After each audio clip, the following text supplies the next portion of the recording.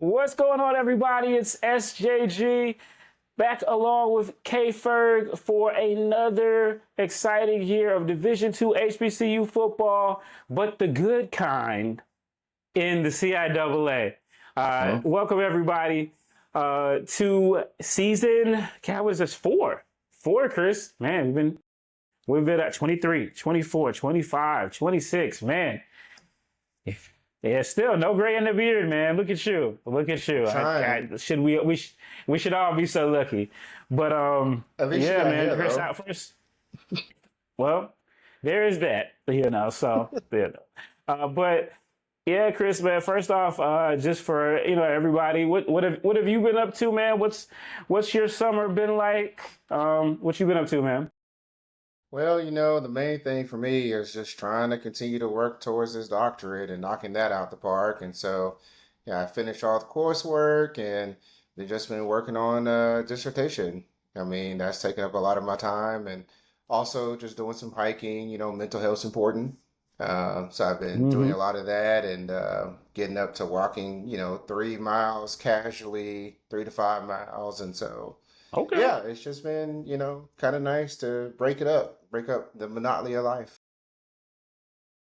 Yeah, man, no doubt. I feel you, man. On this health journey too. I hit the big 4-0 last year, so trying to do what I can to keep that going. Try to put some of these down, man. Yeah, That's my drink your vice of water, choice right man. there. Yeah. Oh, I But understand. getting that cardio in, and of course, keep it up with everything that's going on in HBCU sports. Which, can you believe we still had some basketball news this week? How in the hell? But I made a joke to somebody over in Texas Southern last week. I said, man, y'all got late coaching hires. You playing football games at high schools. Y'all might as well come on and apply to the CIAA, man. That's right. I mean, at this point, good grief. There's so much drama over there. I like to stay in D2 land. There's a whole lot less drama than the SWAC. Yeah, man. The SWAC is it's its own thing, man. Its own entity. It's fun sometimes, and then sometimes you're like, yeah, I'm glad we're not going all the way over there. So, but there has been our counterparts over in the other D2 conference have been busy, man. They've been well, they're always trailing behind us a little bit. So they shout out to Jamie, who for an Aggie is probably one of the most humble Aggies I've ever met, and that's a big compliment coming from me. Now Sly, that's a whole different situation, but they've been doing great work over there. So I know, guys. We started this. It was one way, but me and Chris are gonna continue to focus really on the CIAA, which has had its share of changes and drama as well. Not quite the same level, but it's had its share of changes and drama in the off season since we last played. And go back and look at 2025 before we go ahead and look at 2026. But before we do that, if you guys are watching on YouTube, make sure you hype this video up. That's the new thing, right? Like, you got to like it, hype it, and then leave us a comment and welcome us back. So, Chris, we got to talk about 2025. So much happened last year, and some stuff that, literally things you and I had never seen in our lifetimes. Started with Johnson C. Smith actually winning the CIAA championship, its second CIAA championship of all time. They defeated Virginia Union 45-21 after VUU looked like, they might be on their way to a rare three-peat, something that before Bowie State did this year we hadn't seen in years. And man, yeah, that you also had Fayetteville State rising back from the dead. So every time we think that we can count out Coach Hayes and those ponies from Murchison Road, hey, they just find some way. And they were in it until the end. And yeah, man, so much last year. But your thoughts on 2025, especially talking about those top programs and what it was for the league this past year. Well, I mean, you got those two things that were really big, especially JCSU pulling it all together and not having the epic collapse of 2024. Um, Not but sniffing. also, yeah, right. But I think also you had Curtis Allen, the Harlan Hill winner, Mm, which was the first yeah. time ever, that the CIAA kind of been knocking on that door, but finally got through in the amazing performance that he had as well. So, I mean, those are just really, really big deals um, to me from the conference. Also, two teams in the Yeah. playoffs. That's also a big deal. And they Playoffs. both hosted, right, right. We already started already. Um, and they both hosted first round games. And that was huge. So, Yeah. Yeah. Yeah. They both hosted. They both lost. There's that. Virginia Union. I think what was it? What was it? It came close at the end, right? And I think Johnson C. Smith just kind of they had the golden bull in the headlights over on Beatties Ford Road. yeah, that was a bit of a heavyweight matchup in the first round, and JCSU was kind of, a bit limping. They came off of that high, I think, and Frostburg wore them down, and really with VUU, they sort of got attacked by the Vulcans of California, PA, and they dared VU to throw, and we kind of knew as the season wore on that that was a bit of a challenge for them. So how did they address that in the offseason is a real question mark. Yeah, I mean, I think that's always the thing with Virginia Union. What does their passing game look like? A couple years ago when they did actually advance in the playoffs, it was a bit more serviceable than it has been in the years where they haven't made it done. Yep. So a lot, so we saw that. We saw Fayetteville State end up with a what was it? It was a 7-2 record. 7-2 was it 7-2 or was it six? State 7-2 in CI? No, they don't Uh, play that many games. Um, yeah, I don't think, yeah, they don't think that with the games. It but I mean, was, over. yeah, I'm looking it up right now because I was actually on their page. They were 6-1 in conference, 6-4 overall. Mhm. 6-4 overall, including so they were not going to get in the playoffs with that resume. Unfortunately, they played up one game and then losing to UNC Pembroke and things like that. But again, we talked about the playoffs, Chris, and one of the big developments over the summer has been the news that the CIAA has changed the championship format. They teased it back in June when they told us that Commissioner McWilliams Parker was going to be getting her extension, and then some big mouth got on the internet and told everybody what they were going to do. Man, I tell you what, people just, yeah, man, some people, man, just, just, just, just got in the way of that announcement. Mm, mm, mm, mm. Mm. Somebody Shame. couldn't keep their ram mouth shut. But Damn. so anyway, we got the official announcement at CIAA Media Day, which Chris was at, that the CIAA is going to be going to have the championship game on Saturday, and on Friday they're going to have the 3 versus 4 game as well. And that is in an attempt to not only put more butts in the seats in Durham, they're going to be 2 different days, but also an attempt to get more CIAA teams in the playoffs. And Chris, your thoughts on that move once you heard what was happening and then once it became official? Well, to me, I think this was a excellent move. The conference really has been sort of teetering on that 3 teams in the playoffs, like we saw with the SAI, the SIAC That last year. conference, Yeah, them. that Um, conference, and yeah. uh, and they've been kind of teetering on there, especially with Fayetteville State. And Fayetteville State is interesting because they always have a really challenging schedule, which they do again this year for out of conference. And that 6-4 record was more like 6-3 when you throw out they played Central. That don't count. Well, look at the losses that they had. I was Pembroke, Benedict, Hmm. and JCSU, and they weren't like big Hmm. losses. I mean, they barely Hmm. they lost that JCSU game really late in the game. So they had a Hmm. resume that was sort of appealing, but when you don't have that, that 11th game, or in this case, that 10th game, um, that put them that had them teased early, like Hmm. with 2 weeks left in the season as a team that could possibly be in, and then they they just didn't have enough, and that's just been a real problem for the conference. And so coaches have been wanting to do this. A lot of coaches have been.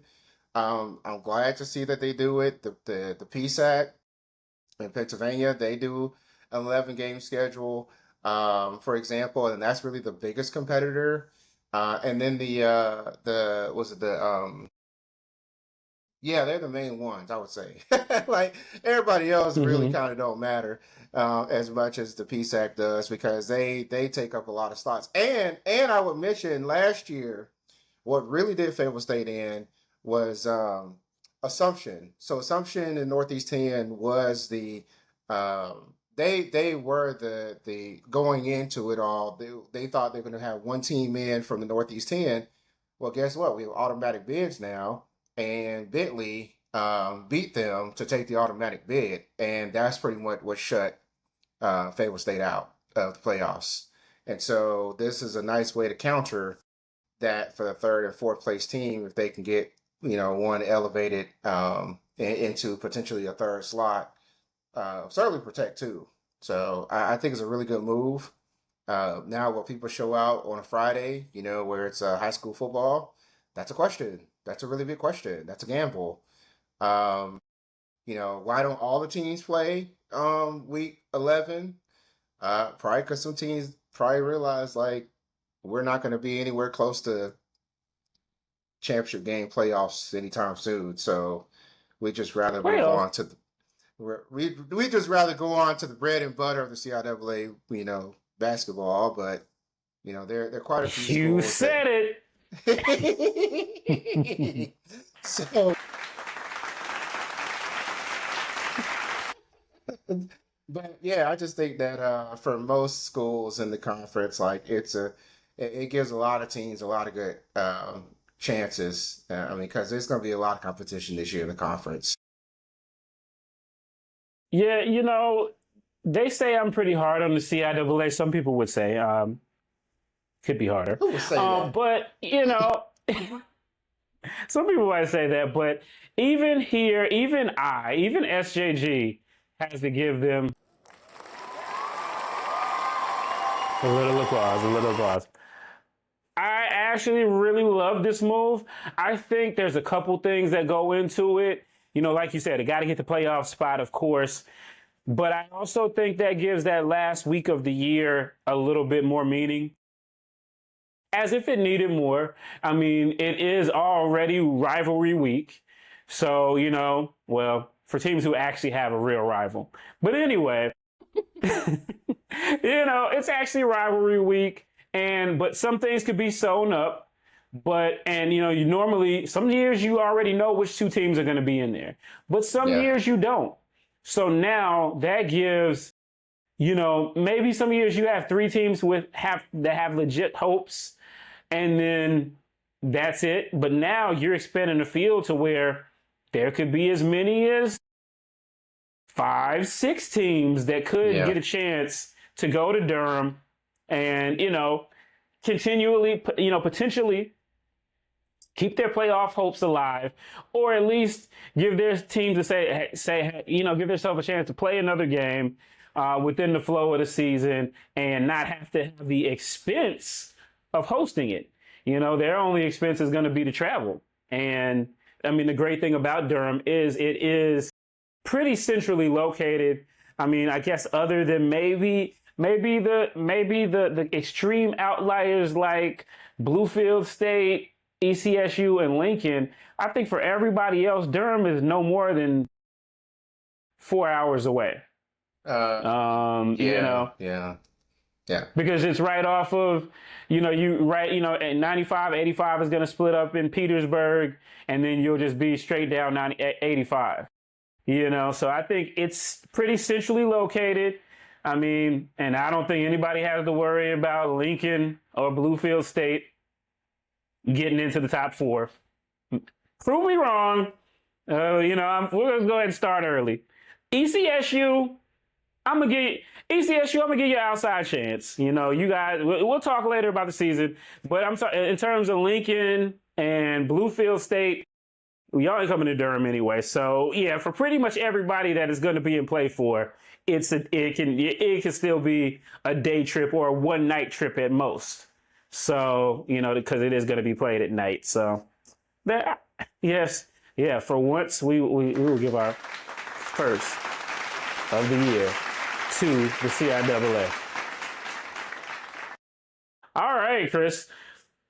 Let's look forward. We have a lot of changes. Now we did have a couple of coaching changes. I know covering the HBCU sports in general, the CIAA kind of has had a lot of consistency. You can stay at the CIAA without winning a championship, without winning 7 games, 8 games, consistently winning for a while. Unfortunately, well, depending on who you ask, you can stay there for a while, and they're not as quick to pull the trigger in most instances. But this year we did have a pair of CIAA coaching changes. At 2 programs that have fallen on hard, desperate, destitute times, and that is Bowie State University and Winston-Salem State University. So we had Dawson Odom come in and eventually be the replacement for the head coach over at Bowie State, who I think he still has a really bright future in this sport. He got this job really young, and just kind of it's tough to fill in Damon Wilson's shoes. And then obviously we had Torrey Woodbury getting hired at Winston-Salem State University for his first head coaching job. Chris, what are your thoughts on the coaching changes? And yeah, I mean, we've had them for a while, but just your thoughts on them and these two guys at these two places overall. Well, Dawson Odoms, has done some winning, and he did so at Southern. So I think that you got to give some credit there. I think Norfolk State was just a little bit harder place to win overall, even though like for him that's closer to home. So certainly get it. But he's got a roster that just isn't holding up very well at Bowie State that he's got to, build up. And, one of the successes of Bowie was the fact that they got a lot of local kids and they could like piece things together. And so they got to stabilize like the quarterback spot. That's been a revolving door. And it sounds like they've got some good pieces at running back, for sure. But and then the defense. I mean, the defense is giving up too many points. So there's some rebuilding to do, and now Winslow State has been sort of like the mark of mediocrity, lately, except for that one breakout season that they had, and it turned into a championship or bust. Well, we kind of know how that turned out. Um, and so Woodbury comes in, and he definitely has energized the program a lot more. I just think that, temper expectations here. I mean, there's just a lot to figure out. He's built a really nice staff, so that's great. But again, you lost some pieces. What's going to happen at quarterback is still a question mark. How productive will they be? You had because they lost Dalen Lee because Dalen Lee transferred out to the FCS, and then they had some receivers also transfer out. So what does their offensive identity even look like is a big question. Um, the AD wants to have more seats, butts and seats, and now we have a 8 o'clock game, so people come out and see and at least support uh, Winston because hey, like, it's going to take a lot of, it's going to take some patience, I think, for a fan base that may not be as patient. Oh yeah, yeah, yeah, no, no, no, yeah. I think for sure, again, I've been to camp and things like that. I do think there's a lot of excitement there. There's definitely a lot of excitement about the first game against Norfolk State, but they did go very heavy on high school talent, maybe a bit more than I thought they would. Um, and I don't know how much of that was by necessity or preference. But either way it goes, they do have the full 36 this year, so depth should not be as big of an issue. I think they're going to be a team that by the second half of the year they're gonna have to get through that first half of that schedule. When you're talking about, we're not gonna get that deep in there yet, so we'll go there. But I think in the second half of the year, I think hopefully folks will still be giving them, giving them some time, but we'll see. So before we get to that, we also not only the coaching changes, but of course the portal.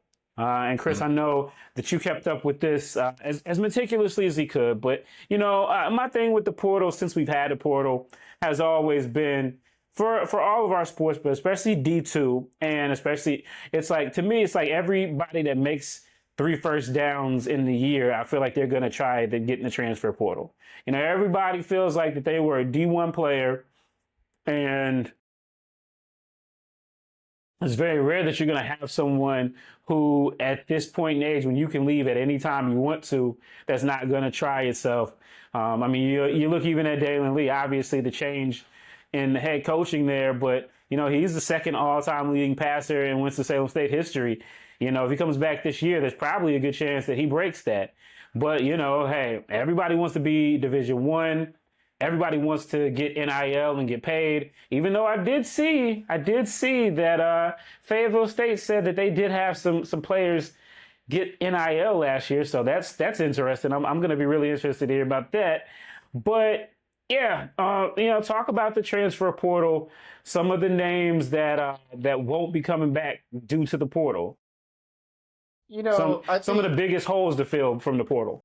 well, to me, the face of the portal in terms of overall production, you'd have to look at Livingstone, who had like their defensive linemen They had some big go into the losses portal there. and huge, huge, huge losses. I mean, to me, that's a really standout. You look at Kenyon Garner, went to the BCS, and they had other guys go to the FCS as well on that defensive front. So I think that by itself is a big one. Brevin Caldwell, he was hurt last year. He's gone to Norfolk State. That's a pretty big loss as well. I'm just looking at my list of notes here. Caden Thomas, the defensive lineman at Fayetteville State, he went to the FCS. So that was a pretty big loss as well. So I mean, when you look at just kind of some of these big names that got to be filled, to me, the Division II level. The skill players aren't the ones I typically look at as much as the trenches. And I think last year you saw a lot of transfers out in the trenches. And how does that affect gameplay this year is going to be a big one.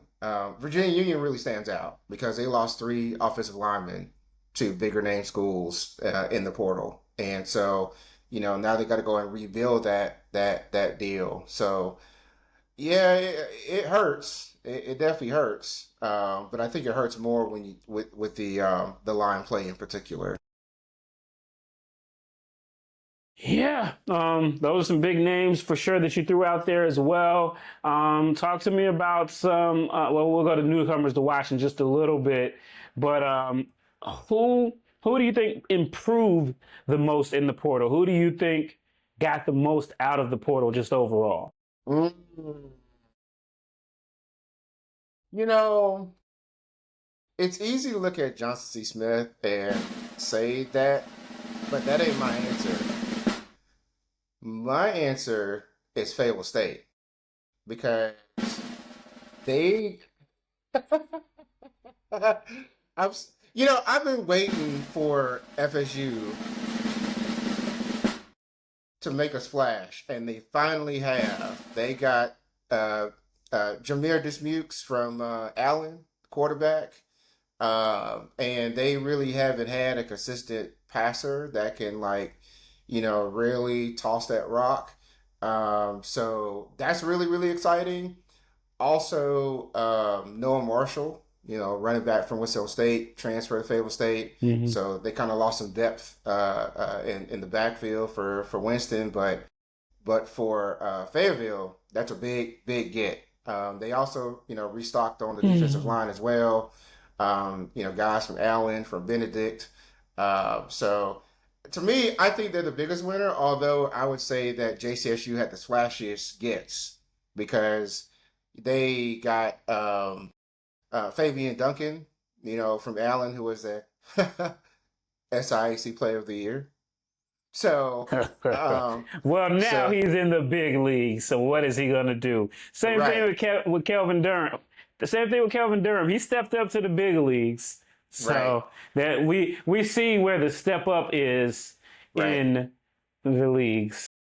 Yeah, yeah, yeah. So to be that really stands out. But that's a really crowded backfield now at JCSU. But other players that they got like Jaquan Albright from UNC Pembroke, that's a huge get in the wide receiver when you lost Biggie Proctor, and really helps them out even more. So, and also they got the kicker from Pembroke as well because they lost their kicker. Lucas Rowland went to the FCS, and so that's huge. But JCSU was already had a lot of really good depth. Um, but now it's they're even stronger. It looks like so. I know, I know. Mm. It's painful for me to say that too, but I mean, yeah, I mean, they got a taste of that Yeah. playoffs last year, and you could tell that they're just hungry for more. They're trying to get to that what I call the year two of the playoffs, where you actually win a game in the playoffs. They got a taste it, they liked it. So All right, all right. As we continue on, oh man. All right, it's buy or sell. The CIAA predictions. CIAA predictions. So, Chris, you were actually in the room at CIAA Media Day. I was not. I was in Birmingham at the SWAC Media Day because why do they keep having the CIAA Media Day the same Ram day as they have the SWAC Media Day? I don't know. But Chris, you were there. So you were in the room as the predicted order of finish was announced. So let's play a little bit of buy or sell. CIAA preseason prediction. Uh, Lincoln, are you buying them as number 11 or selling? yeah, I'm buying them at the bottom right now. I think that Lincoln, they had quite a bit of transfers as well, transfers out. I mean, I don't know what the roster looks like right now, but ooh, gosh, it's a challenge, and they have a challenging schedule too. They're opening up with neighbor Westchester, and then going to Mississippi Valley. So, um, yeah, I'm just not quite sold just yet that they can get out of the basement right now. All right. Then we have number 10, Shaw. We saw last year they struggled. Are you buying them at number 10?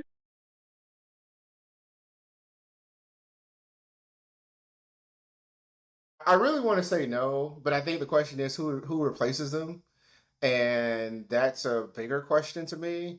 I can't wait to see them play Ferrum. Is that going to be their big get back game? That's a game they should have won last year. Um, if they can do that, I feel it's going to look even better. But right now, yes, because I don't know who will replace them All right now. right. I just don't see it. All right. All right. Are we buying Bowie State at number 8?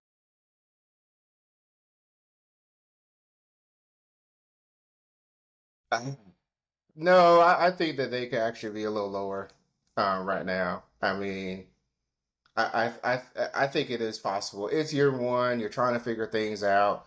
Now supposedly, our friend says that they got some folks in the door. So I don't know, but it's preseason. So hey, I mean, well, look, he said, well, hey, he picked them to go 6-4 this year, which would be an overshoot, but considering he's picked them to go 8-2 the last couple years, I think even he knows in his heart of hearts it's gonna be pretty tough. All I don't right, and even, then I don't, hey, I don't even think that they're the best BSU in the conference right now. I'm just saying.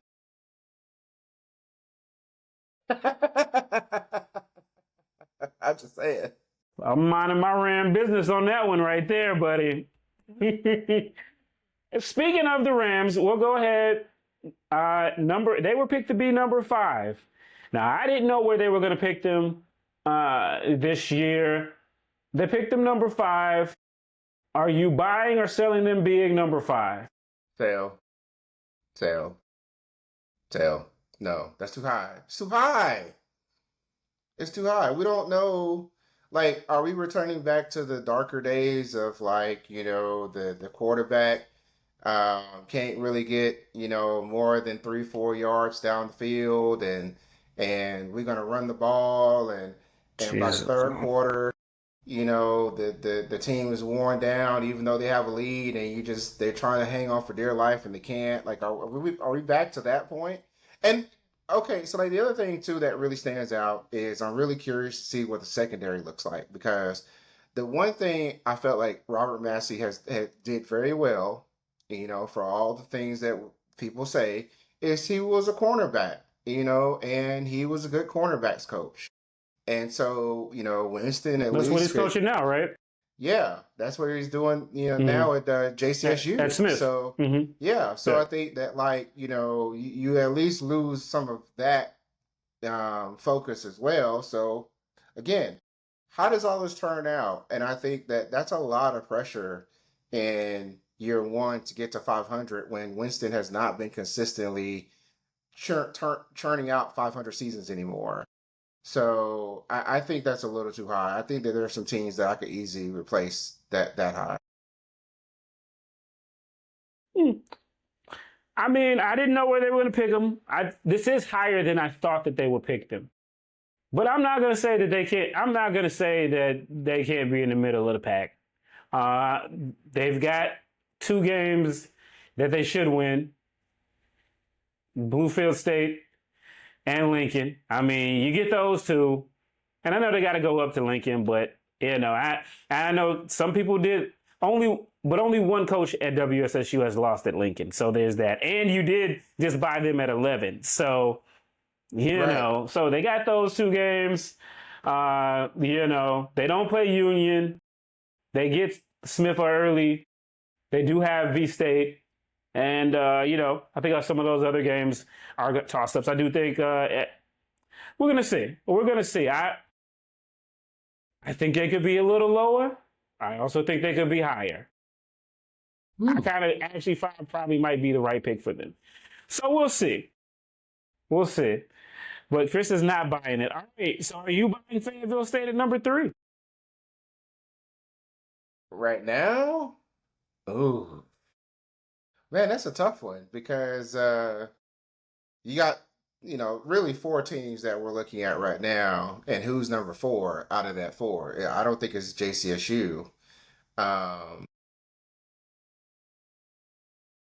yes, I'm going to buy him at 3. I'm going to buy him at 3. I think that the question becomes uh, if VSU has addressed some of their defensive woes, particularly in the secondary, which they had some transfers out of secondary. Um, VSU is going to be really dynamic on offense, but are they going to be able to have the defense to stop folks? Or are we going to end up seeing shootouts? Is the question. So, and then VU is the one I was kind of like looking at, like, okay, don't shoot me, y'all, but like it's another one that I'm just a little worried that repeated transfers out is going to get them at some point, I feel like. And it doesn't mean that they're going to be like 500 or anything like that, but can you sustain that success is a big one. And I'm really curious to see. So, the coaches had VU at number one.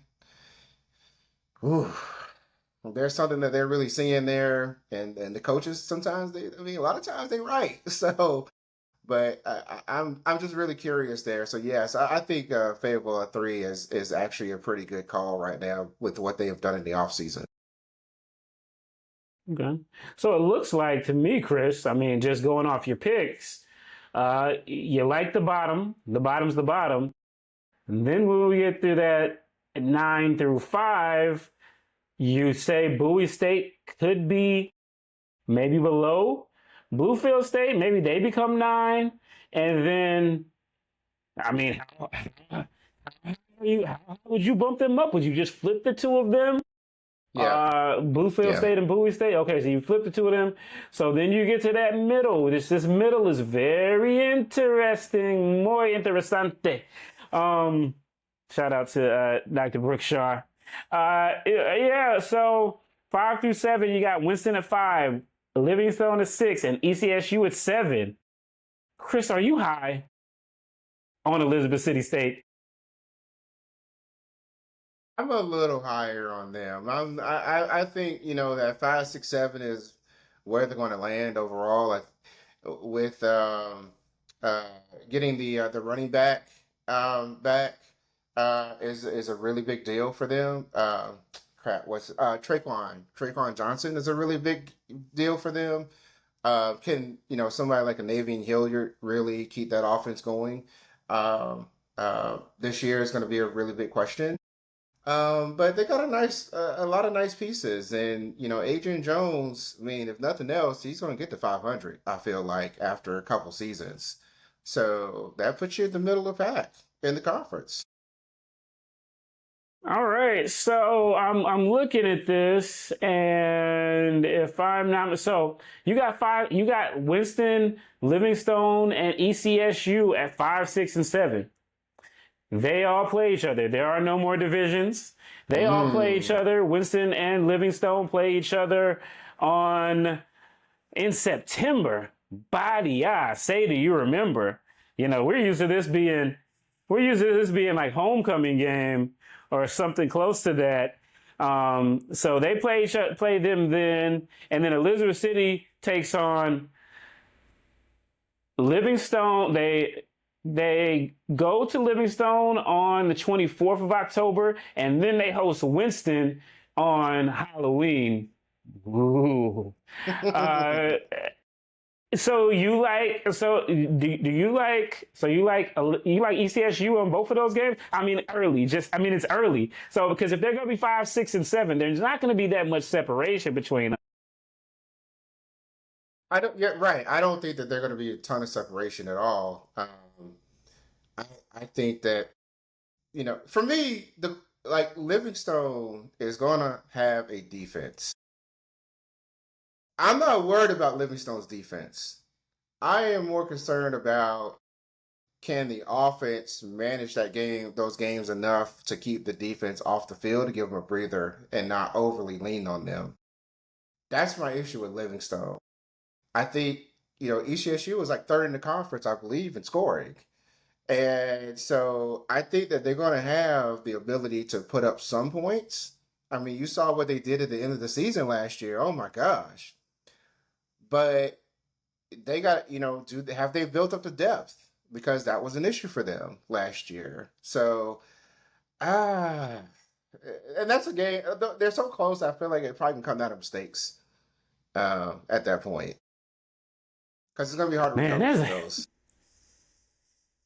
I mean, maybe I put too much stock in this, man, but there's just a big scholarship gap with Winston and ECSU and, Livingstone.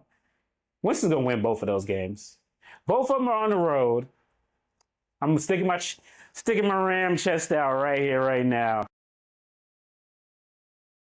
Winston is going to go to the blue turf. Now, I say this with respect to the blue turf because the blue turf, crazy things happen there, and it's not an easy place. It's not an easy place to win. But yeah, man, they're gonna. But yeah, and they're definitely gonna go to ECSU and win too. So I'm sticking my Ram chest out there. I do think that Winston will be on top of them. I think ECSU. I think you're probably a year early for them. I think you're Okay. probably a year early for them to me.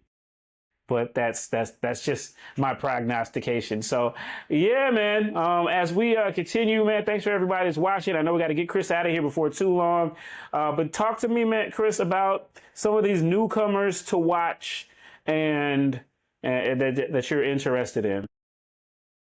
Well, I kind of let the cat back about a couple. I really want to see how good this three-headed monster at running back is going to be at JCSU. You got Fabian Duncan coming in.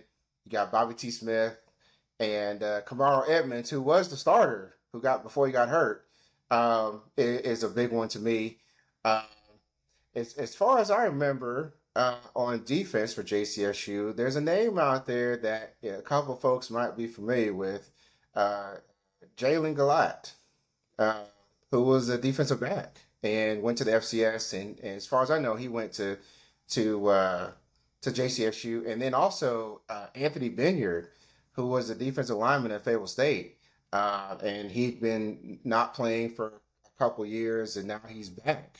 And I'm really curious to see how that plays out as well Somebody for check his birth JCSU. certificate. I'm kidding. We got limitations on this stuff now, buddy. So 5 year and everything like that. So okay. All right. And yeah, man. Well, again, Chris, see if there's anything else. Again, we talked about it a little bit, but the conference schedule flipped some this year. Normally you play your crossover games and then you get into your division schedule, but we haven't had the divisions for the last 2 years, so there have been phantom games that haven't counted for everybody. But this year, the CIAA games will count. And Hmm. we thank the CIAA football gods for that. Yeah, they finally will count. So, yeah, Chris, what are your thoughts on this schedule flip up? Do you like it? I mean, we have the old predictability of, kind of knowing you're going to play this team, this team. How do you think? Do you think that this changes anything? I know back, we've seen sometimes where, certain parts of the conference are stronger than others. So once you get past those crossovers, you kind of have smooth sailing for a while. Do you think this adds something to the season? I kind of do. But what do you think? I think it does help out a lot with avoiding some of that. You get to sort of cruise. We kind of saw that with, Fayetteville State for a number of years, that they had an easier path to the championship game, and before that, we kind of saw that in what was the old CIAA North too. Virginia State, Bowie State, and ECSU all went on runs. Um, this variability really helps. I don't even think like JCSU and VU play this year in the regular season. So like, I mean, there's that. Um, Now I think the third place game also helps to offset some of that too. So I'm glad to see Hmm. that there's a way to kind of go about it. And then now you have a bye week.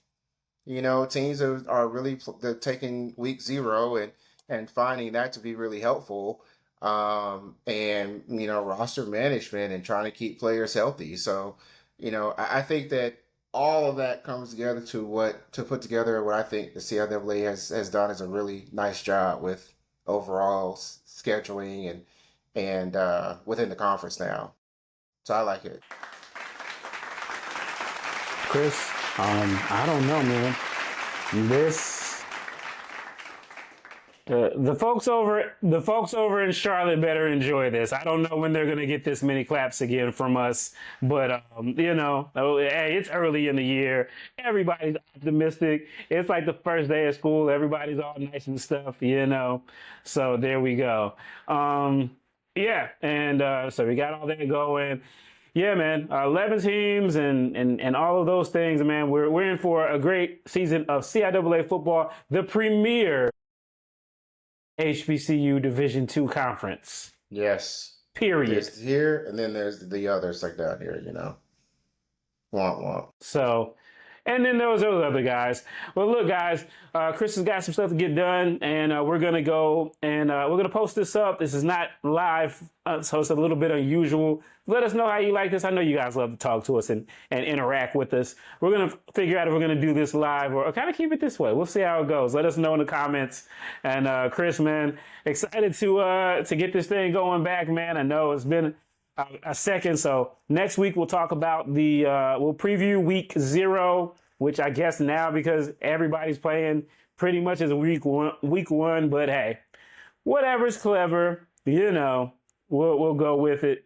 But again, appreciate everybody for tuning in. Make sure you like and hype up the video and let us know who you think. Let us know who you think is underrated and who's overrated in the CIAA heading into this season. All right, guys, I appreciate it, and we will catch you in the next video. Peace.